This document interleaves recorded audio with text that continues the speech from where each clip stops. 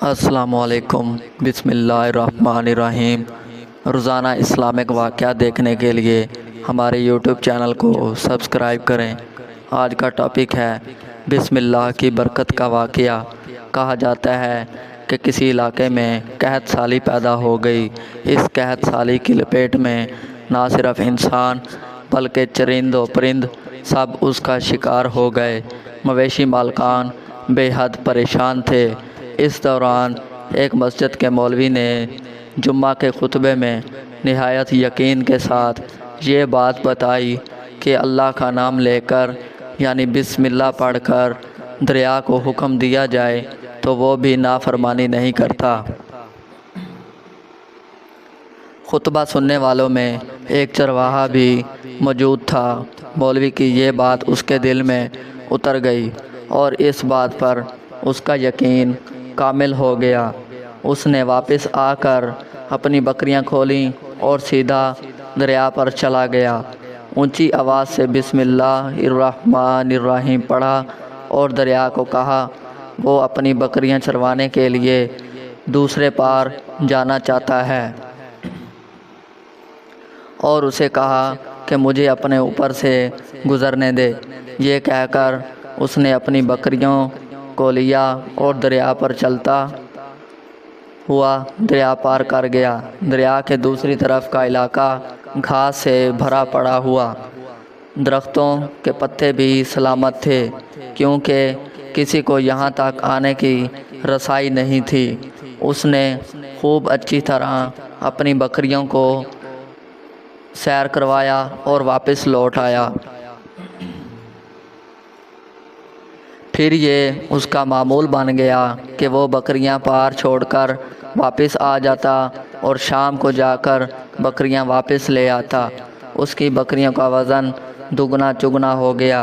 لوگ چونک گئے اور اس سے پوچھا کہ وہ اپنی بکریوں کو کیا کھلاتا ہے۔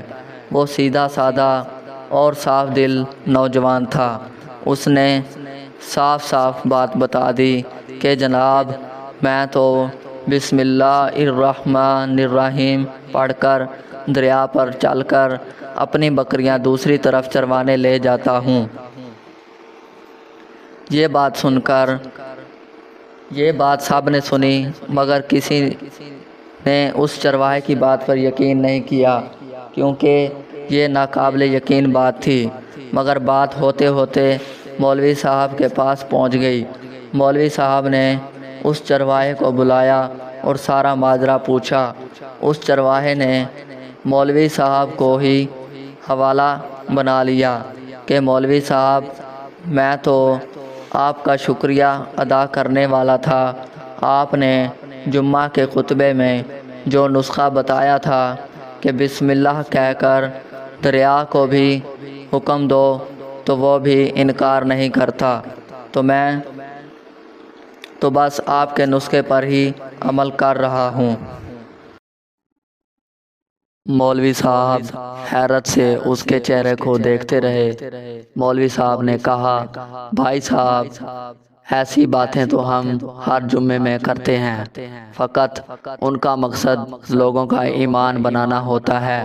مگر بکریوں والا ڈٹا رہا کہ میں تو بس بسم اللہ کہہ کر پانی پر چلتا ہوں اور بکریوں سمیت پانی پر چلا جاتا ہوں۔ آخر کار مولوی صاحب نے صبح خود یہ تجربہ کرنے کی ٹھانی، جسے دیکھنے چرواہے سمیت پورا علاقہ بھی آ گیا۔ مجمع زیادہ تھا۔ مولوی صاحب نے ایک دو بار سوچا کہ انکار کر دوں کہ کہیں ڈوب نہ جاؤں، مگر وہ جو مولوی صاحب کو کندھے پر اٹھا کر لائے تھے اب بھی جوش و خروش سے اللہ اکبر کے نعرے لگا رہے تھے اور مولوی صاحب کے حق میں تعریفیں کر رہے تھے۔ آخر کار مولوی صاحب نے اپنے ڈر کو دور کرنے کے لیے ایک رسا منگوایا۔ پہلے اسے ایک درخت کے ساتھ باندھا، پھر اپنی کمر کے ساتھ باندھا، پھر ڈرتے ڈرتے ڈھیلا ڈھالا بسم اللہ پڑھا اور دریا پر چلنا شروع ہو گئے، مگر پہلا پاؤں ہی رکھا تھا کہ پانی میں گر گئے۔ مولوی صاحب نے ڈبکیاں کھانے لگے اور پانی کے بہاؤ میں بہنا شروع ہو گئے۔ لوگوں نے کھینچ کھینچ کر باہر نکالا۔ مولوی صاحب کی اس حرکت نے چرواہے کو پریشان کر دیا کہ مولوی صاحب کی بسم اللہ کو یہ کیا ہو گیا ہے، کیونکہ اس کا یہ روز کا معمول تھا۔ اس کے اپنے یقین میں کوئی فرق نہ آیا۔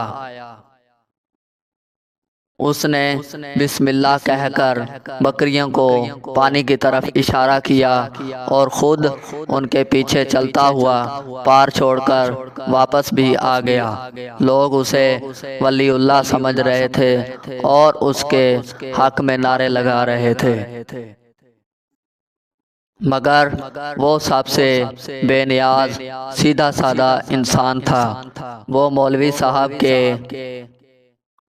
پاس پہنچا اور کہا، مولوی صاحب، میں آپ کی بسم اللہ کی تعریف سے کافی پریشان تھا، مگر پانی پر چلتے ہوئے مجھے آپ کی بسم اللہ کی بیماری کا پتہ چل گیا۔